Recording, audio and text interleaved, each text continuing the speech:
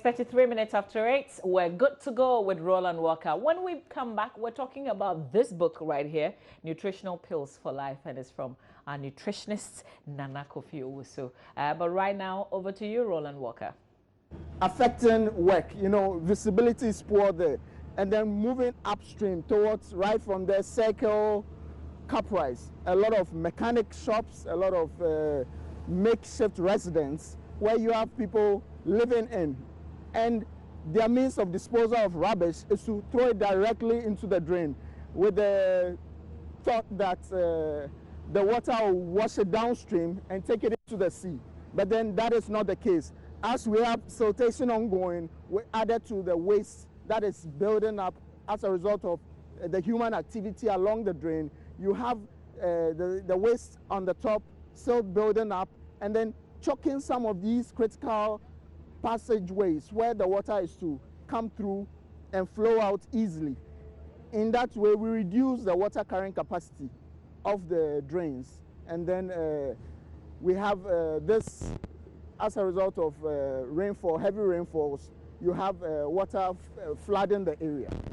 But what can we attribute, having had the experience of dredging over the last 40 months, yes, are the causes for the floods that we tend to witness? Is it only because there's siltation in the Odor and Korle Lagoons? Exactly. With every drain and water body, from time to time, by nature, you have silt building up. And there's an ideal depth which we need to dredge, because it was designed to accommodate a certain volume of water per the survey done. Annual rainfall patterns taken, visibility studies, they were all taken into consideration when designing these drains in order to ensure that the water that comes in, it's able to contain it. So when you don't ensure that these drains and channels are maintained and cleaned regularly, you have the reduction of the capacity of the drain to carry the volume of water that is coming in. As a result of that, added to the fact that you have the nuisance of the waste choking some of these passageways, you have that backlogging and overflowing of the drains. I see. Tell us some of the, perhaps the waste or the receptacles you saw when you were doing the dredging.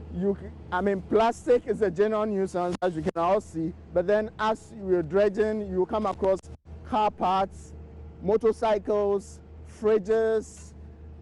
Even we've had a number of dead bodies which we had to retrieve. You have a number of people wanting to commit suicide as a result of that. And we need to properly secure this ban. First of all, move away the inhabitants along the drains, create a buffer zone, secure the passageways along the drains to prevent people from, to prevent general human activity along the drains, so that we reduce this, as a result of that, you have this preventable diseases, which comes as a result of people living along the drains.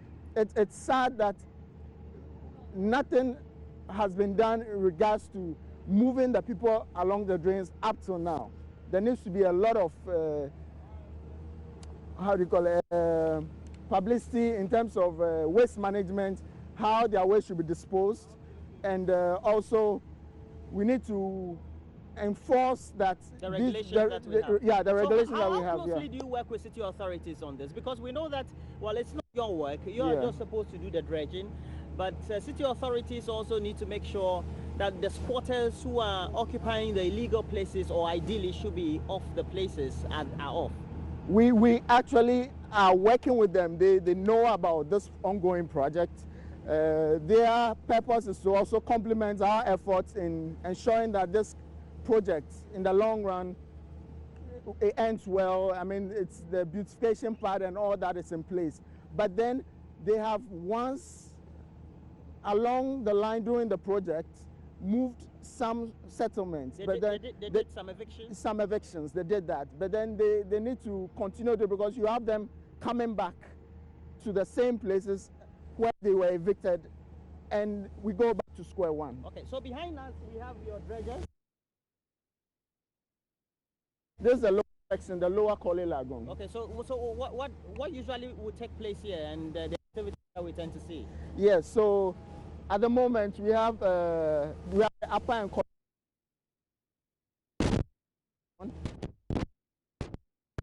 dredger in several modes, but we are trying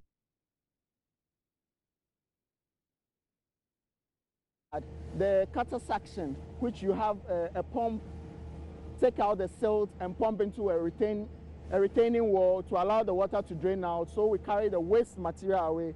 It's not possible, it's not feasible because of the weight. We have to resort to this mode, which is quite slow as compared to, but this is the only section where the upstream drains flows into this before it goes into the sea. Here to allow water to flow easily into the sea. If that is not done, you have the backflow of water. For example, when you go to from Caprice to Vodafone, where we have the concrete perhaps drain in itself, yes, you find people also creating pathways or gutters or small like drains into the main drain, and that should be a contributory factor, isn't it? Exactly. Some originally were designed by the state authorities, the drain, those who planned the city. There has the small drains feeding into the main drains, but then if you have the waste in those small drains, which sometimes choke but sometimes flow into the drain, they also add to the waste that is coming into the main drain. Yes. Often we've seen that when especially those who are closer to the channel like and try to bring the media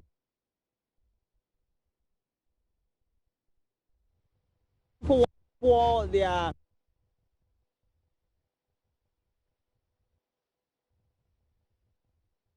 situation where they find themselves, which is an illegal settlement. But they find it convenient? They find it convenient because they don't have to pay anything for it. It's free space they take advantage of. Waste management hasn't made provision for waste along those drains. So then they don't have any means of disposing their drains along those channels. So what they deem fit is to have the water carry their waste into the sea, so that they don't have any, they don't have to deal with the nuisance of having the waste around them. Not just that, also we have very healthy and unfortunate situation of open defecation.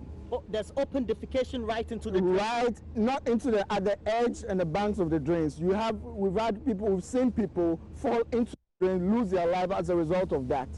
So toilet facilities which have not been made available along those lines have resulted in having those squatters easing themselves along the drains, and working along the drains, it's really, really, really difficult having those people there. For the onset of the rains, many of the times you have to do your surveys and see what's the depth of the silt, etc. And I know that's a technical detail, but yes, it's critical for you to know how much needs to be drained as far as the maintenance is before the rains. How difficult is that?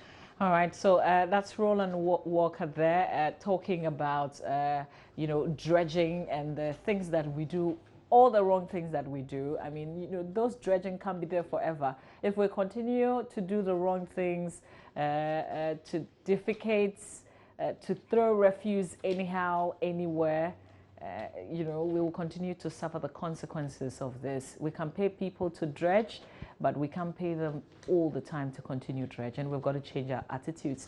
We'll bring you a longer version of this conversation subsequently.